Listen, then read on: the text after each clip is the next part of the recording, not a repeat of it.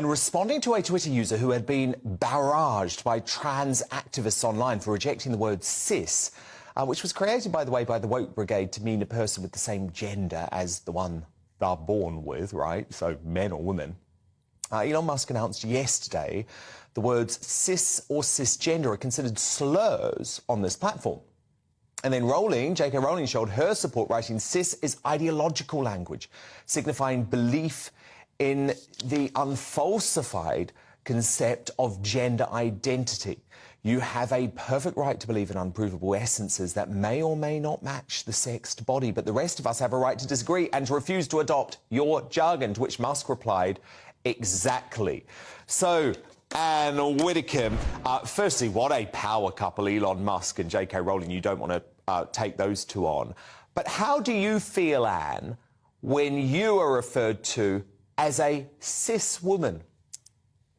Well, I'm not aware that anybody's actually called me individually a cis woman. They wouldn't dare. Aware of it, I would certainly have remembered it, and I would certainly have produced a reaction. I mean, what does the term actually mean? It means you're born, you're a little girl, and then when you get older, you're a woman. And apparently this is so remarkable that it needs a special term, and that term is cisgender.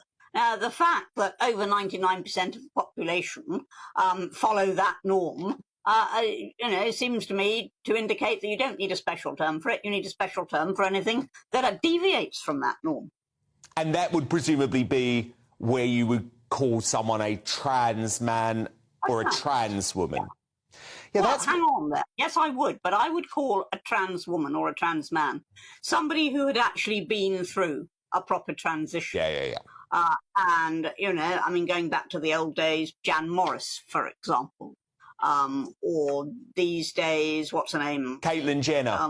Caitlyn Jenner. Willoughby, or, so people like that who've been through the whole process.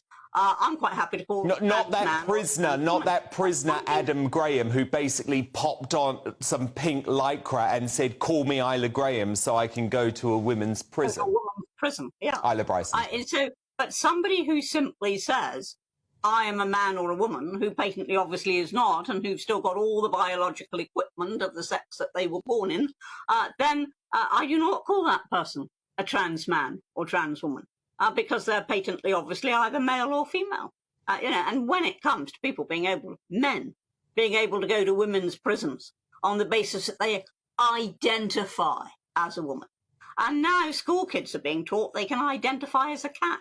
Now, if I had a child who came home and said, "I'm a cat," I would give it a bowl of cat food and a bowl of milk and say, "OK, then this is what cats get." I know, but the problem is, Anne, I think we've really understood this week, haven't we, that this extreme ideology is seeping through our school system. That's really concerning. But actually, what's even more concerning to me is the fact that the beautiful English language that we have used and developed for hundreds and hundreds of years is now being hijacked by this woke nonsense, because you can't even use the words he or she if you're in the woke world. Now you can't call someone a woman, you have to call them a cis woman. I just think it's so wrong. And I think J.K. Rowling, who is obviously a brilliant writer, is right to say this is ideological.